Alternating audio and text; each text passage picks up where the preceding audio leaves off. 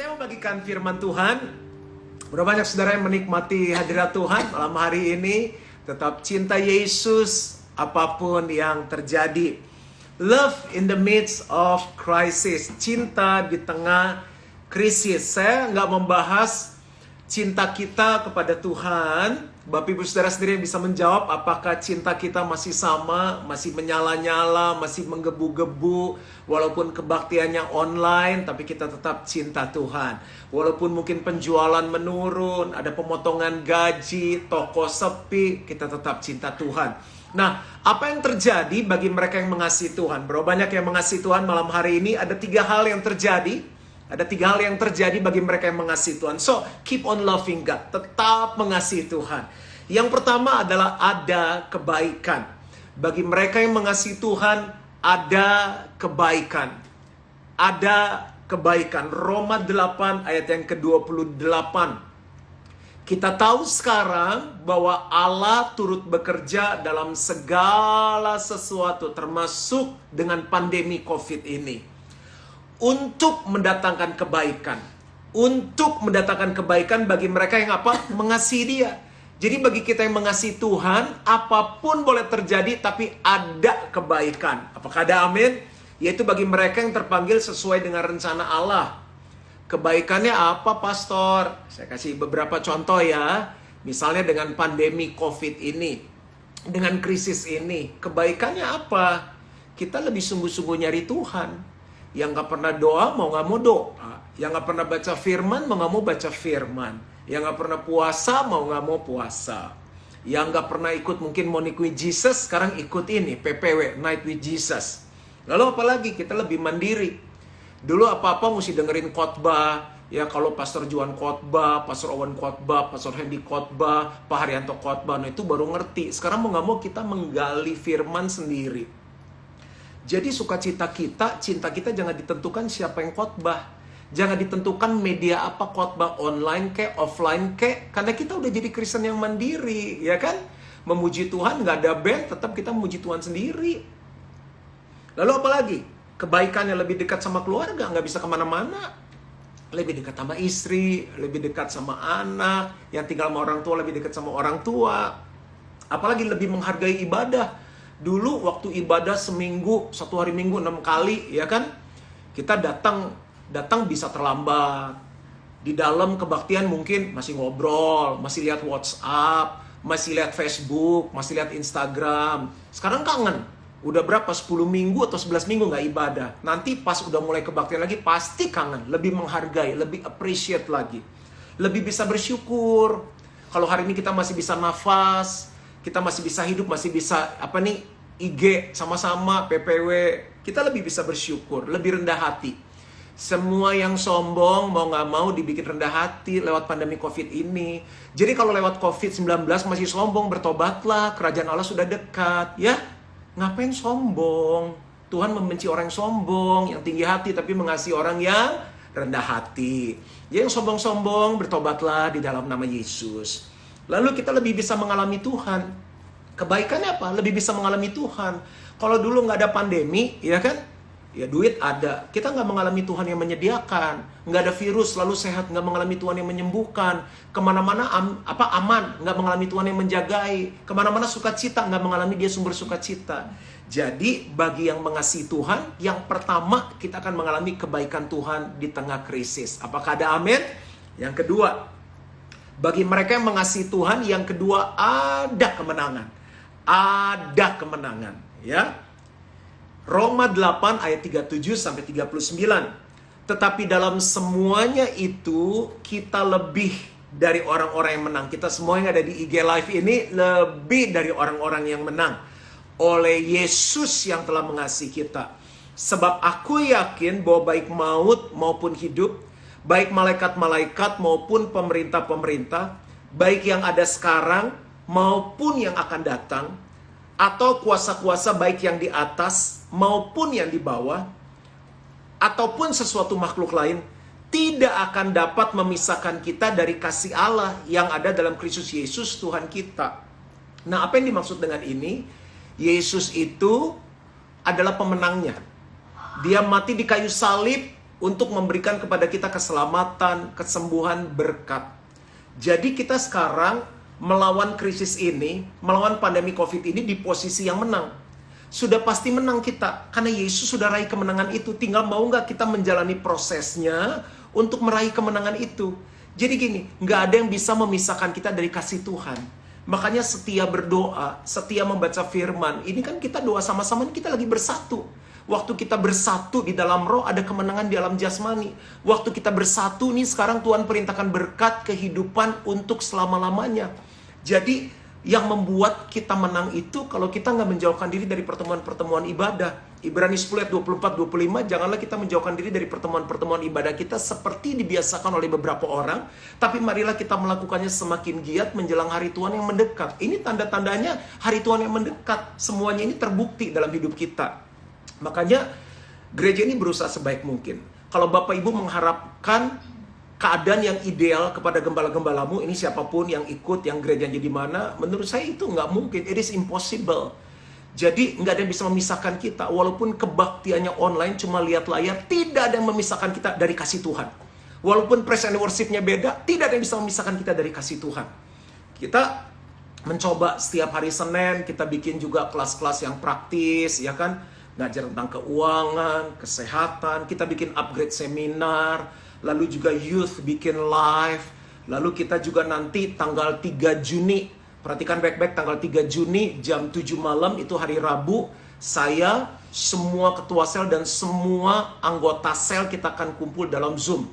Jadi Zoom-nya tuh bisa 1.500 orang yang ngikut. Kita mau ngumpul sama-sama, nggak bisa ngumpul, ya udah kita nikmati aja. Yang penting kita harus selalu ada di posisi yang menang.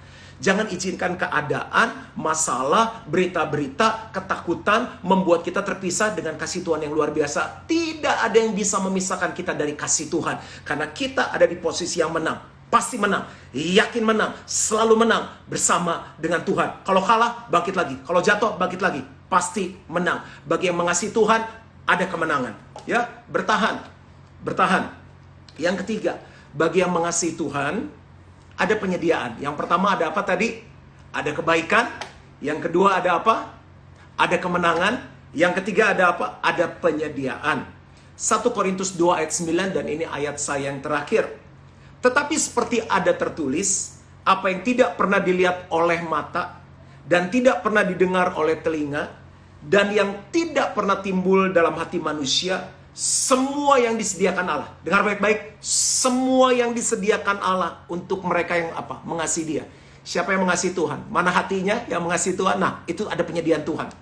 Ada penyediaan Tuhan. Kita terkaget-kaget nanti yang nggak pernah dilihat oleh mata, nggak pernah didengar oleh telinga, nggak pernah timbul dalam hati kita, itu yang disediakan Tuhan hanya bagi orang-orang yang mengasihi Tuhan. Yang percaya katakan amin. Nah, untuk itu saya akan membacakan, kesaksian yang masuk banyak banget. Nanti itu dimuat di apps-nya GBI Gilgal. Mohon maaf, mungkin 1-2 hari ini lagi ada perbaikan ya ke arah yang lebih baik. Jadi sabar, tapi semua kesaksian akan dimasukkan ke sana, karena kalau nungguin saya baca satu-satu nggak akan selesai. Bagus-bagus. Saya bahkan terima itu di grup FCH, Family Cell Health, sampai saya bilang saya nangis baca kesaksian betapa Tuhan baik. Bagi orang yang mengasihi Tuhan ada 3 hal. Ada kebaikan. Ada apa lagi tadi sayang? Ada kebaikan, ada kebaikan, ada kemenangan, ada penyediaan. Ada penyediaan. Ada 3 hal ini. Saya terharu, saya nangis, karena saat-saat seperti ini, Kristen yang kuat, dia akan bertahan. Kristen yang kuat nggak akan komplain-komplain, nggak akan protes-protes. Kristen yang kuat akan bersyukur, belajar menerima keadaan, bangkit. Ya, jadi 3 hal ini saya nggak bisa baca semua. Let's see, dalam sisa waktu yang ada saya bisa baca berapa kesaksian ya. Tapi ini ayat 1 Korintus 2 ayat 9 nih ada lagunya nih ya, kapan-kapan kita nyanyi. Apa yang tak pernah dilihat mata, yang tak pernah didengar telinga. Kurang lebih gitu. Oke, langsung kesaksian aja. Oke, saya nggak usah sebut nama ya. Jadi dia ada di dalam family cell. Penting banget masuk dalam family cell. Nanti hari Minggu ini khotbahnya tentang pemuritan, tentang family cell, dan langsung ada undangan bagi Bapak Ibu Saudara yang belum ada dalam family cell, akan ada pendaftaran online cell, dan cell kita dilakukan online. Oke, lanjut. Sebelum pandemik ini, kerjaanku sehari-hari adalah membantu usaha keluarga, catering, guru private anak-anak preschool, dan aku ada usaha sampingan namanya Playdate You.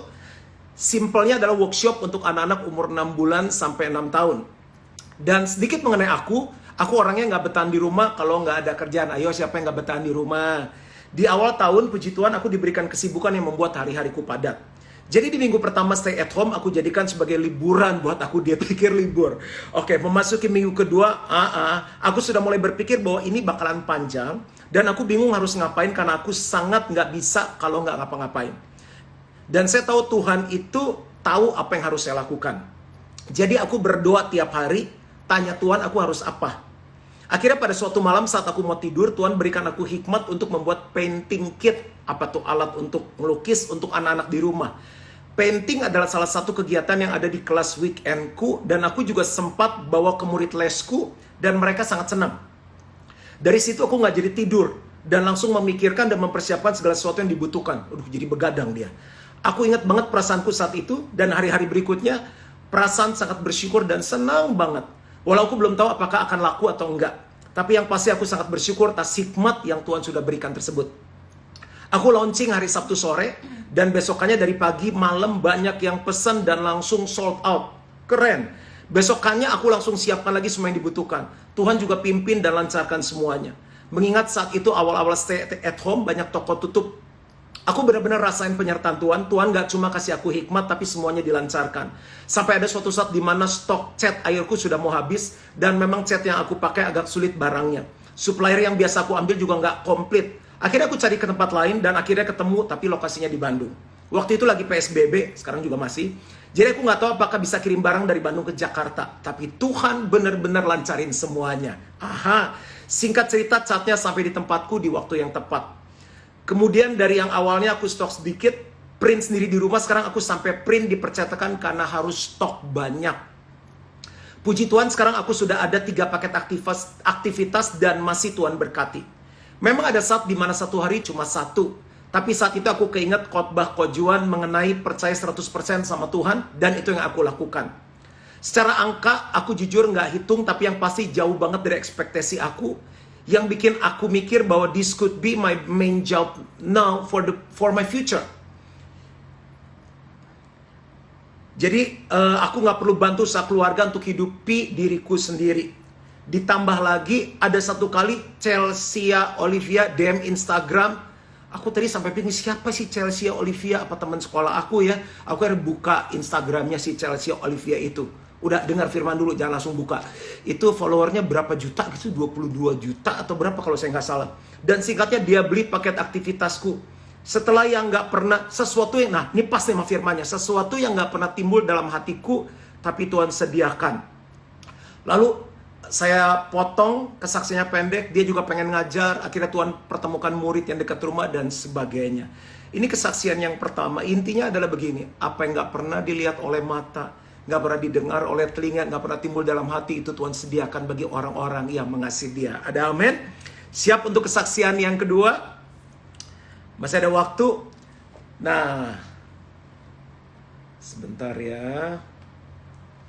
Oke. Mau sharing ya teman-teman? Masih siap untuk dengar kesaksiannya? Semoga bisa menguatkan yang lainnya juga. Sebelum COVID, pekerjaan saya sales konsultan di properti. Selain itu saya menjual platform apps, vitamin dan lain-lain, dan juga saya dog breeder. Dog breeder apa sih? Ngawinin anjing ya? Ngawinin anjing itu? Oh, peternak anjing kali ya. Apapun yang halal saya kerjakan buat nambah income. Ketika awal COVID, ini tiba-tiba saya timbul ide, nanti dengerin ide saya. Saya kawinkan anjing betina saya, dan akhirnya saya nggak tahu dia ikut pre-married di Gilgal nggak, tapi dikawin ini anjing. Dan akhirnya berhasil ada 2 betina yang hamil. Yang satunya saya pikir tidak jadi hamil lagi, dan saya kawinkan yang satunya menyusul. Dan akhirnya dua-dua hamil, puji Tuhan. Awal kehamilan anjing yang pertama sudah ada yang book anaknya. Saya sudah cukup senang karena sudah ada yang mau. Dan orang ini tinggal di Jakarta dan lumayan sudah ngobrol-ngobrol. Dan saya tahu anak anjing itu pasti disayang. Tetapi ketika sudah dekat waktunya mau diambil, mulai ditawar harganya. Pengen turun karena masalah COVID. Singkat kata, saya nggak mau jual. Dan saya bilang nggak jadi, nggak apa-apa karena saya nggak bisa turunkan harganya. Dan dalam hati saya terus berkata, bagi Tuhan tidak ada yang mustahil. Saya sering nyanyikan di saat saya menyusui, ada Pastor Wiryo, hai Pastor Wiryo. Saya sering nyanyikan di saat saya menyusui, jadi worship itu bukan hanya nyusuin anaknya ibu-ibu yang anaknya baru lahir ya, tapi nyusuin anak anjing juga sembari nyanyi ya. Nanti saya cerita mujizatnya. Saya yakin akan dapat orang yang lebih baik lagi nantinya. Setiap malam saya dan anak-anak selalu bergandengan tangan berdoa. Kami punya 1 anak anjing yang harus dijual sekarang, dan ada 2 lagi yang menyusul kelahirannya yang harus terjual. Karena kami tinggal di apartemen, kami sudah punya 2 betina dan cuma mau nambah 1 anak anjing lagi. Tempat kami sempit, jadi tidak bisa terlalu ramai piara anak anjing. Akhirnya Tuhan menjawab doa kami. Di saat COVID yang menurut kami sepertinya mustahil ada banyak orang akan membeli anak anjing, tapi akhirnya Tuhan malah mengirimkan lagi banyak orang-orang yang membeli dengan harga yang seperti semula yang saya mau. Dan saya juga cukup pilih-pilih kepada siapa kami mau menjual papi. Papi itu bukan papi bokap, father, bukan papi anak anjing. Kami seperti sayang kepada baby sendiri. Dan orang tersebut juga tinggal di Jakarta. Sungguh doa kami terjawab dengan sangat cepat. Dan Tuhan memberikan apa yang di luar pikiran kami itu. Apa yang tak pernah dilihat mata. Lanjut. Saya belum sempat bahkan buat iklan online. Untuk kelahiran papi yang kedua, semuanya sudah sold dengan sangat cepat. 3 papi, 3 anak anjing kami terjual dengan harga hampir 100 juta, cepet ya. Saya langsung berpikir di hati saya, anak saya Ciko Mogi itu saya mau kawinin di rumah langsung. Kalau 3 anak anjing 100 juta, saya bilang Ciko, coba anaknya 12 biar Pastor Juan dapat 400 juta. Jadi sayang gimana kalau Ciko kita kawinin? Oh enggak, belum setuju. Dia harus ikut Grow 101 dulu, 102, 103 pre-married, baru Ciko boleh kawin. Next. Udah singkat kata, udah kejual anjingnya. Itu aja kebaikan Tuhan. Dan bukan hanya itu, tiba-tiba juga kita ada ide jualan buah, salad buah. Pertama kali berhasil jual 30 box, lalu 50 box, 60 box. Sungguh Tuhan itu luar biasa. Saya banyak dikuatkan mendengar khotbah-khotbah Pastor Juan untuk tetap kreatif di saat kami banyak diam di apartemen. Juga dikuatkan dalam family cell Ko Edi Anita. Jadi yang tadi itu ikut sel, yang ini juga ikut sel. Betapa pentingnya komunitas. Justru lagi begini selnya jangan ditiadakan. Selnya jangan dikurangi, tetap setia. Kalau makan kan tiap hari kan, makan nggak dikurangin kan, sel tetap setia tiap minggu ya. Yang terakhir, masih ada waktu nih 8 menit. Masih semangat? Ini kesaksian terakhir nih, luar biasa. Ini ada di sel juga ternyata. Oke, langsung aja. Bisnis saya bidang jewelry, perhiasan. Seperti banyak orang, kita juga terkena dampak dari virus COVID-19. Toko kita mulai tutup di pertengahan Maret. Sejak itu kita mulai mengalami zero income, income-nya 0. Masalah pertama yang kita hadapi adalah gaji karyawan kita. Saya dan istri mendoakan hal ini. Dan kita sepakat untuk tetap melakukan full gaji di 2 bulan pertama. Dan terpaksa potong 25% gaji di bulan ketiga dan seterusnya. Nah, akhirnya saya dan istri pergi ke sebuah ATM untuk melakukan transfer gaji karyawan. Di situ kita timbul satu pertanyaan, yaitu bagaimana dengan perpuluhan. Kalau di zaman dulu saya pasti cari 1000 alasan untuk diskon atau tidak bayar. Namanya juga lagi zero income. Tapi kita diingatkan oleh Roh Kudus, masa karyawan aja kita bayar, tapi perpuluhan untuk Tuhan kita malah berpikir-pikir bayar atau enggak. Emangnya selama ini siapa yang kasih kita berkat? Langsung saya keingat Markus 12 ayat 41-44 tentang seorang janda miskin. Akhirnya saya dan istri sepakat tetap bayar perpuluhan yang biasa kita lakukan. Kami tahu ini adalah waktunya untuk menguji ketaatan kami. Tuhan tidak pernah lihat jumlah uang yang kami berikan, tapi yang Tuhan lihat adalah hati kita. Setelah beberapa hari, mujizat benar-benar terjadi. Satu tamu telepon saya untuk tanya cincin berlian, tapi yang dia tanya bukan barang saya. Karena ada orang hutang sama dia dan tidak mampu bayar, jadi dia mau bayar pakai cincin berlian itu. Tapi saya tetap menjawab semua pertanyaan tamu itu dan membantu dia menilai cincin yang mau dijual. Tiba-tiba dia nanya, apakah kamu ada barang murah lagi nggak yang mau dijual? Pertama saya hanya pikir dia nggak enak nih sama saya, cuma pura-pura tanya barang saya. Singkat cerita, saya kasih tahu ada nih barang. Terus dia minta foto cincin tersebut. Setelah saya kirim fotonya, abis ini jangan minta suaminya beliin berlian, ini kan cuma kesaksian.